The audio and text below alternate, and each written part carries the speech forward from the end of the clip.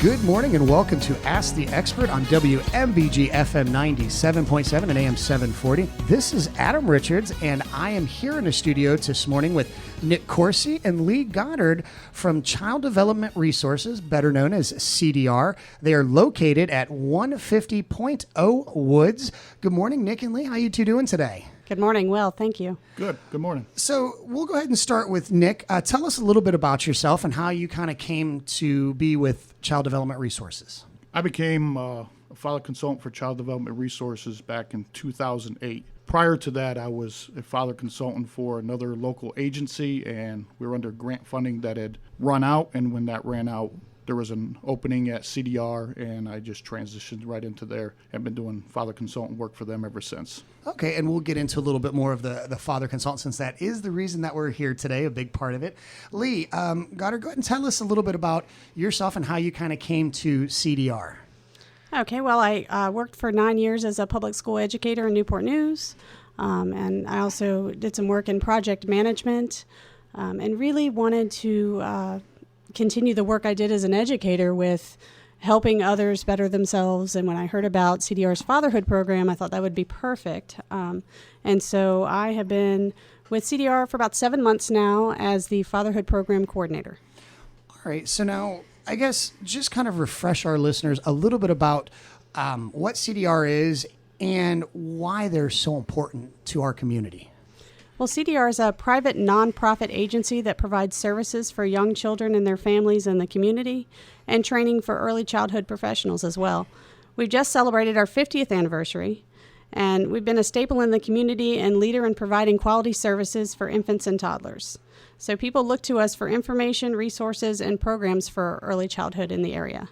Now, I've been to the location out at 150.0 Woods, and it is beautiful, and got to tour it with believe it was Jenny, and she kind of took us through, and just what you guys are offering there is just absolutely amazing. The play area that's inside, and then you've got your special learning areas.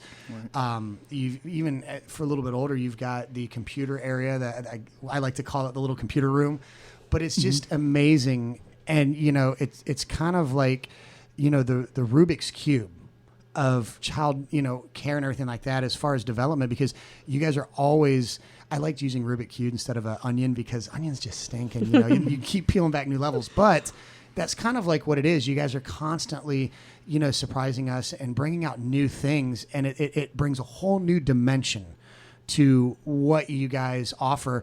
And that's kind of why we're here today. The Fatherhood program, CDR has a Fatherhood program. And, tell us a little bit about what the Fatherhood program is. Well, CDR's Fatherhood program has been in existence for over 10 years with a variety of funding sources. The new grant we received last fall has allowed us to expand our services. So we now offer an array of father-specific services to fathers, father figures, and families through home visiting, trainings, and connections to needed services and resources through our network of community partners.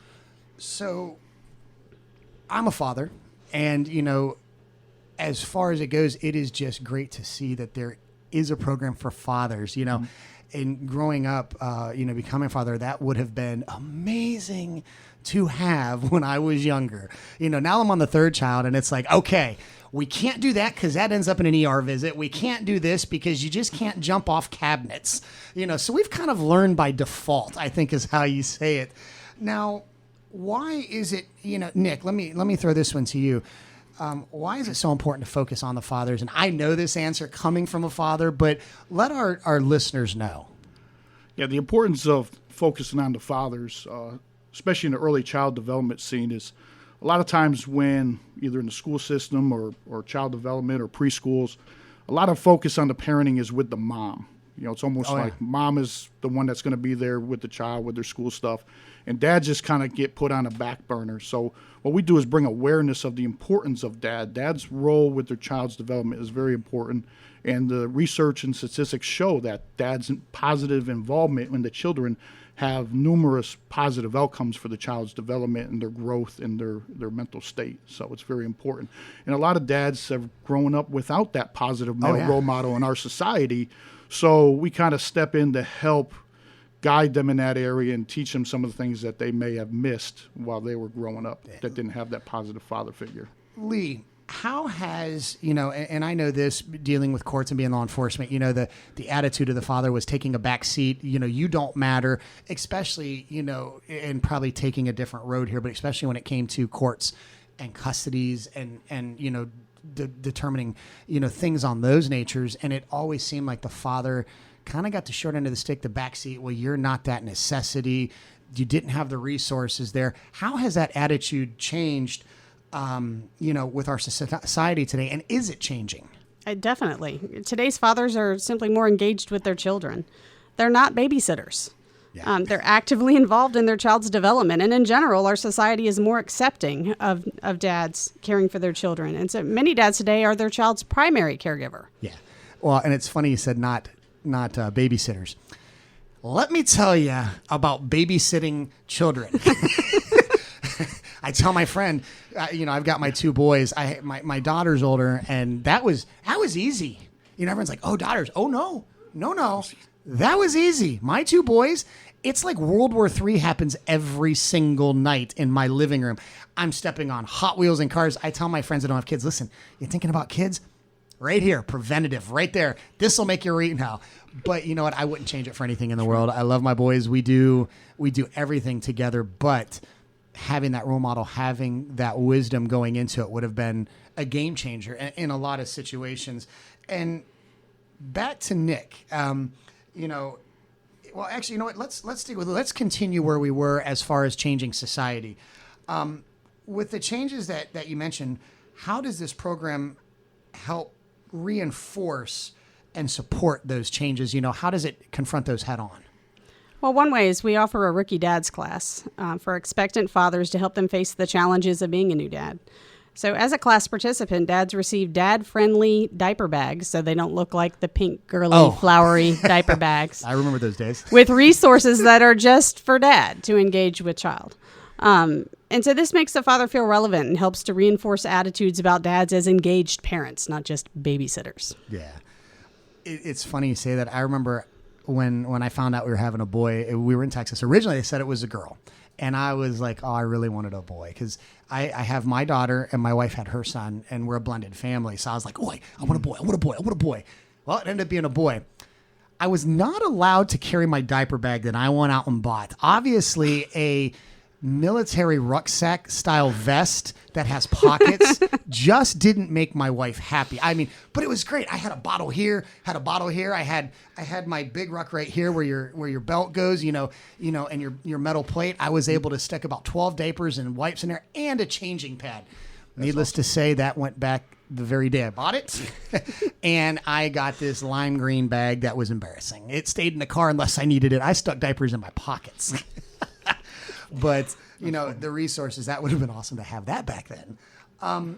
Nick, Rookie Dads class, what is it and what's it like? What's Rookie Dads? Rookie Dads class is a class we host at CDR Hospital in Williamsburg here. It is for new and expecting dads or dads that are coming back for a refresher. They might have had a child in the past and haven't had one in a few years, so now they're just kind of having another one on the horizon and just want to hear about this class and want to refresh. Dads sign up through the website at Centera at this point, and they come out to the class. It's a one-time class. It's 2 hours. It is jam-packed from start to finish with hands-on. We have a PowerPoint so they can get visuals on what they're doing. We explain on how to swaddle their child, practice feeding their child with the bottle, diaper changing. We covered everything they need to know to take care of that child right from the very beginning, and they get to practice. We got baby so it's dolls. Hands-on. It's hands-on. Does the baby dolls pee in the air? Because I remember those days.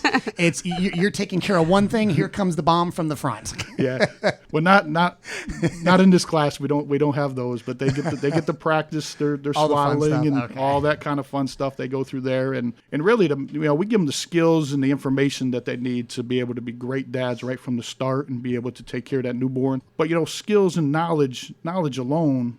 You can have the knowledge to do something, but without the confidence, then a lot of times it doesn't really get put into practice. So, one of the focuses we do is building the dad's confidence with being able to take care of their child as well. So, and teach them to be intentional, building their confidence that they can take care of their child just as millions and billions of other parents have taken care of their child as well. So if nothing else, they walk out of there with some new skills, a diaper bag, and confidence to be great dads. I'm going to throw a question at you, and it's something that I've always wondered. You always hear that it's instinctual, it's maternal for mothers. It's not something that they forget. The babies, here comes a baby, it's maternal.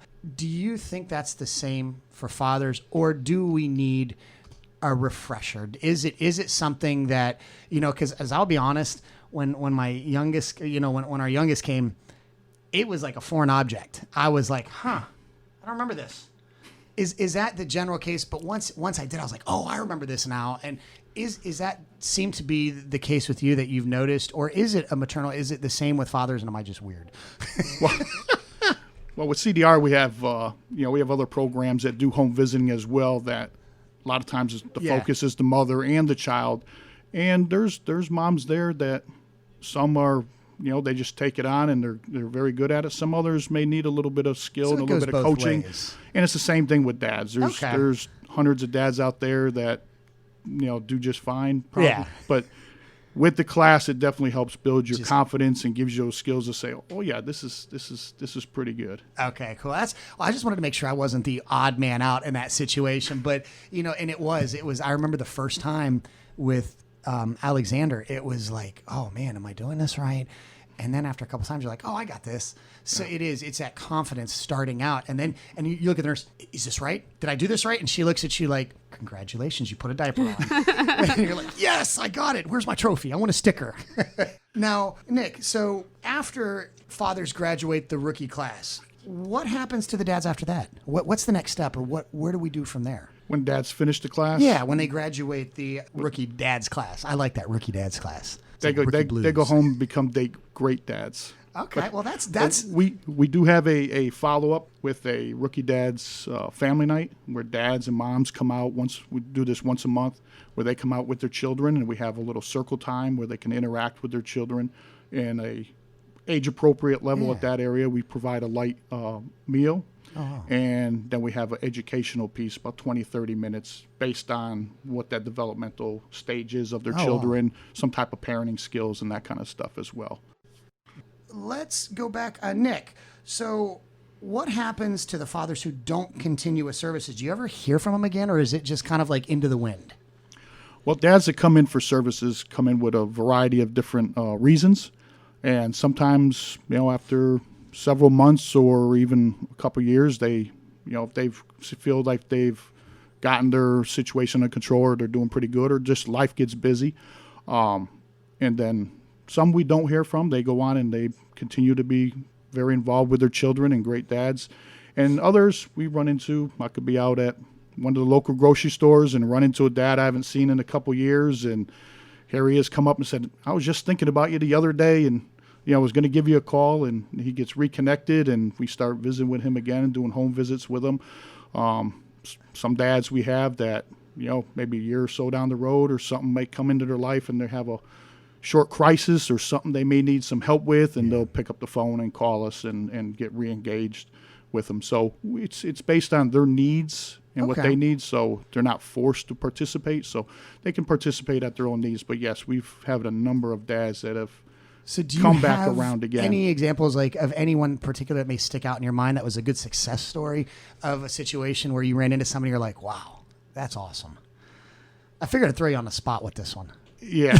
No, there's been a few like that. I've had one dad that kind of jumps out a few years back where he was at the point of losing his child. There was a situation where mom was incarcerated, and they were going to take the child away, and he came and got involved with our Fatherhood program, and we helped him with his parenting skills. We cooperated with the agencies that were involved as well, and supported him through that, guided him through there, and he is a single father to this day, raising his daughter a single father. And I run into him every once in a while at one of the local schools or out in the community, and him and his daughter both are doing great. They got stable housing, you got stable employment. The daughter's doing very well in school. That's awesome. So it's good to hear that kind of stuff. It makes it makes you proud, and it's that thing. It's like, you know what?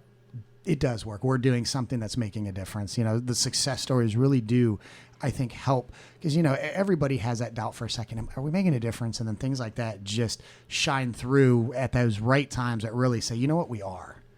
Right. So now back to Lee. I didn't forget about you over there. I figured I'd have my fun with Nick, and we'll come back to you now. So you guys proactively reach out to new and expected dads.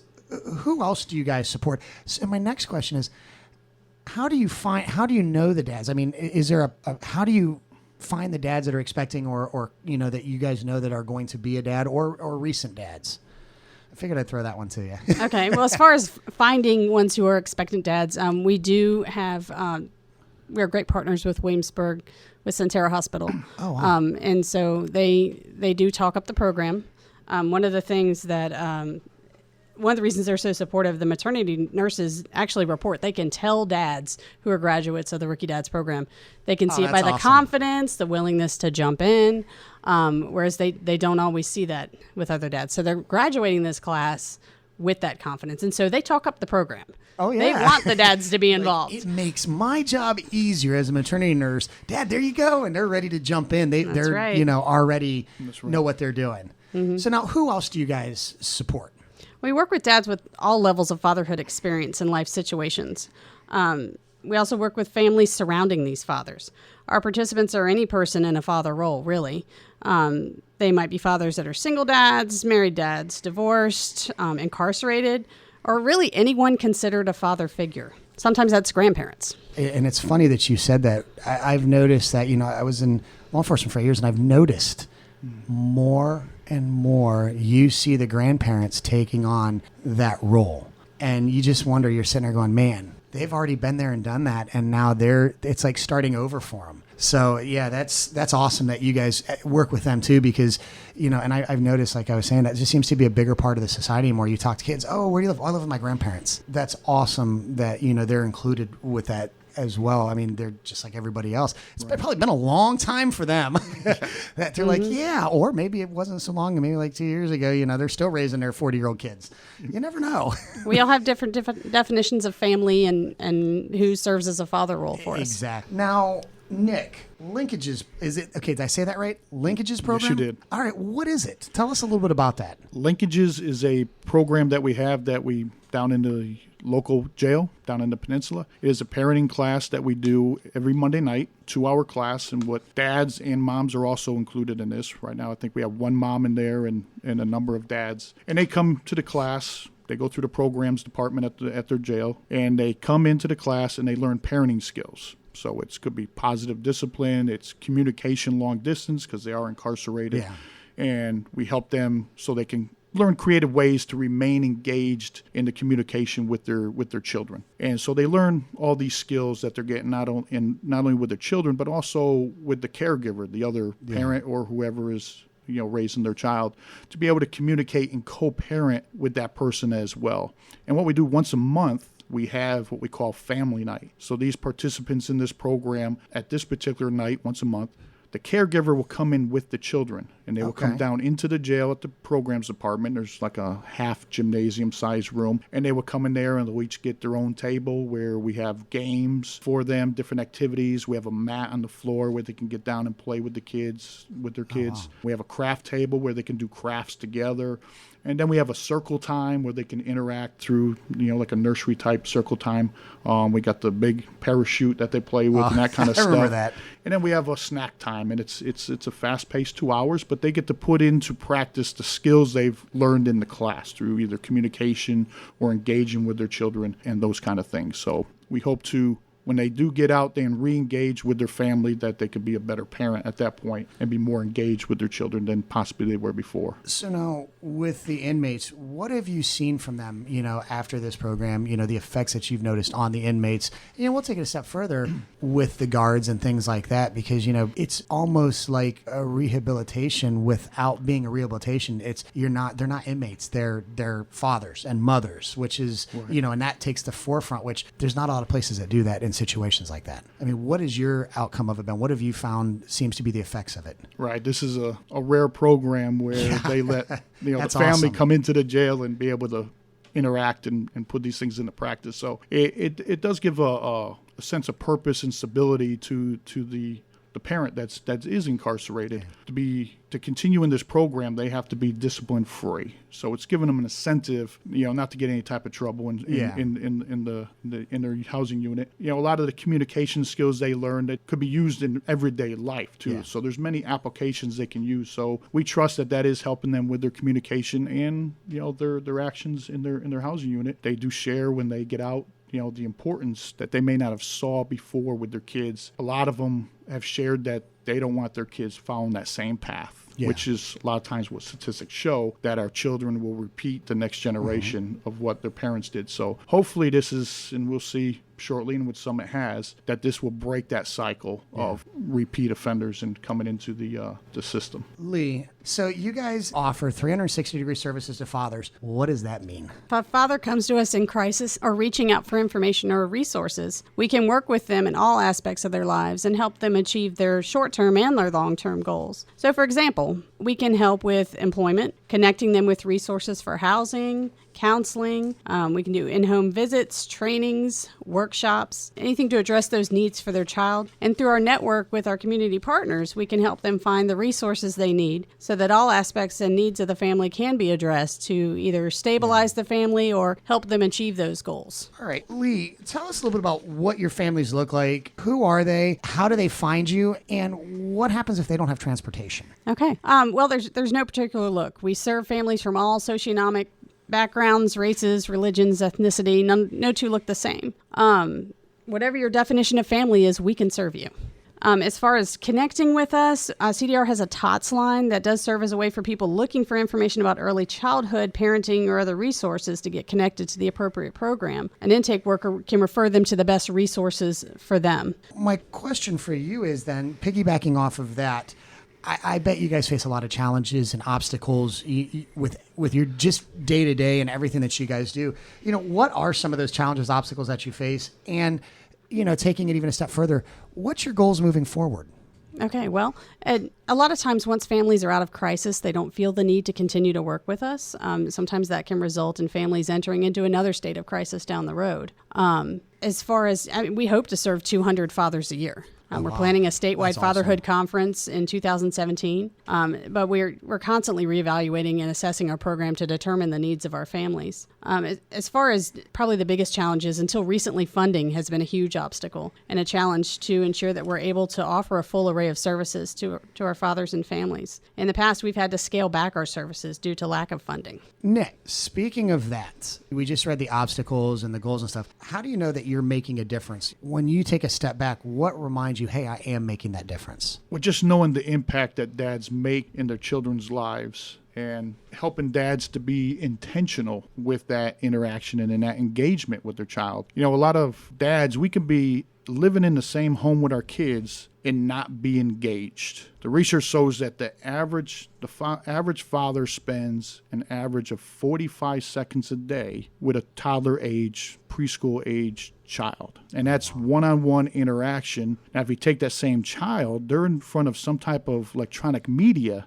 an average of 5 to 8 hours a day. So, when dads are intentional with their interaction and even more that their engagement, their emotional attachment to that child and vice versa, it has the positive effects on the child, where the research shows that the child will do better in school. They'll either get A's or a higher grade than they would have. They enjoy school more. They're able to memorize and learn a little bit easier they would have if they didn't have that engagement and that interaction in their life. Dads do a feedback form when they're doing in the class. So based on the class that they go to, a lot of dads have responded back that this has really increased their confidence. They've learned skills that they did not know before. Yeah. And it's equipped them to be a better parent, which is very important to them. That's why they're coming out to look for that help or that confidence that they need to be a better dad. Home visits. Home visits. What is a home visit like? Yeah, home visits is another aspect of our program that we offer for fathers. And what we do, there's a variety of ways that it looks, but a father consultant such as myself or one of the other gentlemen there would meet with dad. This is either in their home, or we can meet at a outside location, one of the coffee shops or restaurants or parks in the area. And we help dad with their skills. So we give them resources that they need to help with either child development, positive discipline and reinforcement, those kind of areas. Or maybe dad's just having a stress time and just needs somebody that he can talk to and get some advice from and some guidance in that area. So, and it varies from 30 minutes to, some dads, usually an average of about an hour, but some dads, it's been up to 2 hours, but normally an hour is the average, and we meet, and that varies even in the frequency from either once a week or every other week or once a month. Some dads will meet once a week for a month or two and then kind of ease off and do every other week as they transition with that. We work around their schedule, so depending on the time of day when they're working is when we set up a time where we meet with them, and it's a casual atmosphere that we meet with them. So okay. So as we kind of wind down and close down, Ask the Expert today, I got a question. I'll throw it out to the both of you. Tell us again what services you offer fathers in our community, how they can find out more about CDR and the Fatherhood program, and even more important question is, how can our community help you guys with these programs? Well, the community can be supportive of fathers and accepting and friendly with their donations, of course. Lots of folks don't know about the services that are out there. So, if you're hearing this, share this information with your friends. So the CDR program does offer home visiting. We offer trainings in topics like child development, relationships, communication, co-parenting, child health and safety, budgeting. I mean, I could keep going. It's based on the needs of our clients, of course. We have our Rookie Dads program for our expectant dads. We're going to be offering a part 2 to that. The new grant, the new federal grant has enabled us to expand our services. We will also be offering a Rookie Dads class at Riverside and Newport News. So we're very excited about that. And if you would like to get a hold of us, you can call us at 757-378-3177. You can also email us at fatherhood@cdr.org, or you can visit our website at cdr.org/fatherhood. Now, referrals. Nick, if you have an organization or somebody that wants to do a referral to you, how do they go about that? Well, an organization that wants to do a referral to Fatherhood can contact CDR, and our central point of entry will get the information that is needed, and they will give us that information, and we will make contact with the father on that. So 566-TOTS. 566-TOTS. Easy And that's number to remember. TS. That's correct. All right. Nick, Lee, thank you both so much for coming in today and sitting down and talking with us and kind of, opening our eyes to such a great program that you guys are offering. And I wish it the best of luck. I think the sky's the limit at this point for you guys. I think that it's just going to keep getting bigger. And I fully expect, within the next couple of years to see this all over the U.S. And that's your goal. So there's your goal. But thank you so much for coming in and talking with us today. And you've been listening to Ask the Expert on WMBG 97.7 and AM 740. Have a great day.